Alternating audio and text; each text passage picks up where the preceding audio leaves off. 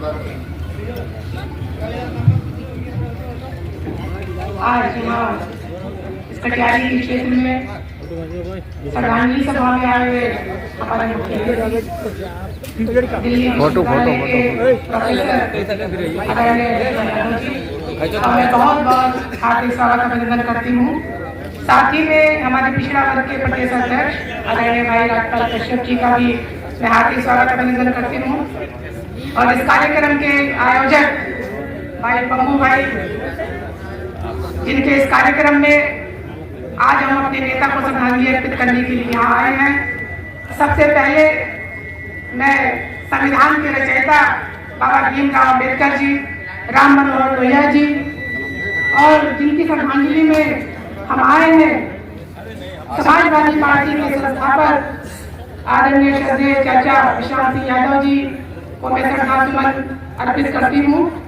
और आज की इस श्रद्धांजलि कार्यक्रम में हमारे समाजवादी पार्टी के जिलाध्यक्ष आदरणीय श्रद्धेय चाचा विश्राम भाई हैं और पाली के चेयरमैन भाई रिजवान जी इस मंच का संचालन कर रहे हैं, मनोज चौधरी जी, हमारी बड़ी बहन विधायक राजश्री देवी जी हैं, डॉक्टर अनिल जी, सरदार भाई और मंच पर यहाँ पर सभी हमारे समाजवादी पार्टी के सभी नेतागण, कार्यकर्तागण।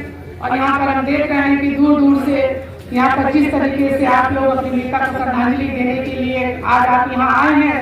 जैसा कि अभी हमारे जिलाध्यक्ष जी ने बताया कि पीडीए की कार्यक्रम की आज से शुरुआत हमारे राष्ट्रीय अध्यक्ष माननीय अखिलेश यादव जी के आह्वान पर आज पहला दिन है। और इस श्रद्धांजलि सभा को पीडीए दिवस का नाम जो आज दिया गया है, ये नाम इस श्रद्धांजलि सभा को देना एकदम सार्थक है, क्योंकि मुझे वो दिन भी याद आ रहा है जब 2008 में आज ही के दिन हमारे पूर्व जिलाध्यक्ष श्रद्धेय विश्राम सिंह यादव जी का निधन हुआ था। एक तरफ उनकी चिता जल रही थी और दूसरी तरफ इसी तरीके से पीडीए का जमाना लगा हुआ था, यानी कि उनका अंतिम संस्कार जहाँ पर हो रहा था उसको भी एक मीटिंग का भी रूप दिया गया था। लोग आंसू भी बहा रहे थे, उनके साथ में बिताए हुए अपने समय का भी वहाँ पर उजागर कर रहे थे और उनको श्रद्धांजलि भी दे रहे थे। वो ऐसे नेता थे कटियारी क्षेत्र के जिन्होंने सबको सम्मान दिया। जिस तरीके से हमारे समाजवादी पार्टी के संरक्षक माननीय नेताजी, उन्होंने सभी वर्गों को सम्मान दिया था। पीडीए जो नाम दिया गया है, पीडीए तो हमारे राष्ट्रीय अध्यक्ष जी ने अभी नाम दिया है, लेकिन हमारे नेताजी ने हमेशा पिछड़े, दलित, अल्पसंख्यक और उसमें एक से अगर हम कहें अगड़े लोग भी जो दबे थे, जो गरीब थे, उन लोगों को भी सहारा दिया। अभी हमारे विधानसभा के अध्यक्ष विजय बाबू वाजपेयी जी आपके सामने अपनी बात रख रहे थे। वो जब से प्रधान बने, जब से उनका उत्पीड़न हो रहा था, उनके अधिकार सीज कर दिए गए थे और सच्चाई की जीत हुई। हाई कोर्ट से जो फैसला था उनके पक्ष में आया। हम लोग पहले भी उनकी मदद में डीएम साहब से मिलने के लिए गए थे और इस बार भी जब यहाँ पर उनका आदेश आया तो पम्मू भाई और हम डीएम साहब से मिलने के लिए गए। और हम इस चीज को कभी भी नहीं भूल सकते हैं, चाहे वो किसी भी जात का हो, लेकिन अगर वो उसका उत्पीड़न हो रहा है तो हम हमेशा उनके साथ में हैं। और इस क्षेत्र में मेरा सबसे पहले पदार्पण तब हुआ था जब ब्लॉक प्रमुख थी और हमारे पूर्व जिलाध्यक्ष जी, उन्होंने आंदोलन किया था जब यहाँ पर पेट्रोल पंप पर जो ब्राह्मण समाज के लोग थे हत्याकांड हुआ था।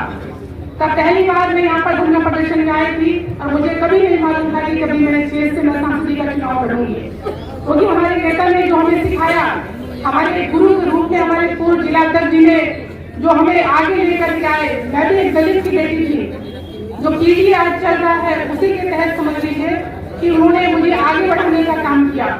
मेरे परिवार में ऐसा कोई बड़ा नहीं था जो हमें आगे का रास्ता दिखाता, लेकिन उन्होंने एक अभिभावक के रूप में, जब मीटिंग होती थी मैं ब्लॉक प्रमुख थी, सबसे पीछे जाकर के बैठती थी, लेकिन वो सबसे आगे बिठाते थे। और उन्होंने जो आज मैं सांसद आप लोगों के बीच में रही, ये उन्हीं की देन है। उन्होंने मुझे टिकट दिलवाया और मेरी मदद करके, क्योंकि जब सांसद का पहला चुनाव लड़ी थी, इस क्षेत्र के बारे में एबीसीडी मुझे नहीं मालूम था, लेकिन पूरा क्षेत्र को संभालते थे। और यहाँ से जब ये विधानसभा जब इलेक्ट्रॉन का क्षेत्र भी लगता था तो सबसे ज्यादा वोटों से जीतकर हम यहाँ से जाते थे। अभी हमारा दुर्भाग्य रहा कि इस बार लोकसभा का चुनाव लड़े, बहुत कम वोटों से हम पीछे रह गए। अभी हमारे आदरणीय चाचा राम सिंह यादव जी ने एक बात कही यहाँ पर मंच पर कि मुर्दों के देश में और कुछ जिंदा लोगों के बीच में हम अपनी बात रख रहे हैं। तो हम ये चाहते हैं कि जो ये मुर्दा लोगों के देश में की जो बात आती है, हम तो चाहते हैं कि ये कटिहार का क्षेत्र जिंदा लोगों का क्षेत्र हो जाए। जितनी संख्या में आज आप लोग यहाँ पर दिखाई दे रहे हैं, उतना ही अपने क्षेत्र में जा करके आप लोग, हमारे जो पीढ़ी के लोग हैं, उनको आप लोग जिंदा करें, उनको उत्साहित करें और उनको आगामी चुनाव के लिए उनको उनका उत्साह वर्धन करके, क्योंकि हम सभी लोग चाहते हैं कि हमारे राष्ट्रीय अध्यक्ष जी फिर से मुख्यमंत्री बने। और वो मुख्यमंत्री तभी बन पाएंगे जो इस क्षेत्र में, जो हम हर बार जब हारते हैं तो ये क्षेत्र और हरदोई विधानसभा पे थे, हम 3 विधानसभा जीते और 2 विधानसभा हम हारे।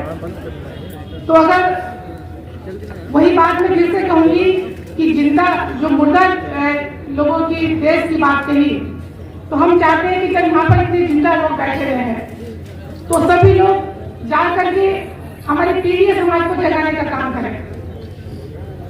और जब आप लोग अपने क्षेत्र में जाकर के जब लोगों को जगाएंगे, जो हमारे मुख्य अतिथि यहाँ पर अपनी बात जो रखेंगे, क्योंकि पीढ़ी को जगाने का जिस तरीके से आपने पूरे देश में जो आह्वान किया है पीढ़ी का, उसको जब आप लोग सुनेंगे, जो उत्साह आप लोगों के अंदर आएगा, उस उत्साह को आप लोग 2027 तक आप लोग कम नहीं होने देना।